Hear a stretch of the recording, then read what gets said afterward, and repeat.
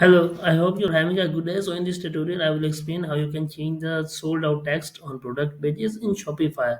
So I'm referring to this badge, the sold out badge, and the add to cart button is converted also into a sold out text. So also on the collection page, you will see this badge. So what you have to do, the process is really simple. You just have to go to theme content. How you can go there? Just click on themes, okay, and then you have to click on three dots and then edit default theme content. So that's it. So you just have to search for sold out, and then you scroll down and you will see the option like no,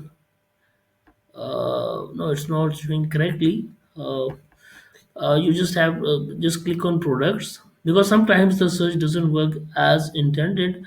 Just scroll down and you will see the sold out text. Yes, this is the sold out text, as you can see. So you just change it like available will be back soon. Okay, so back soon, and then click on save. And once it's saved, just refresh it and let's see if the text has been changed or not. As you can see, the text has been changed here on the add to cart button and on the collection page as well, and anywhere on the website, either its home page. So back soon, let's go to the home page, and as you can see, the text has been changed. So that's how you can change the sold out text button for Shopify. Thank you very much, and I hope the things are clear.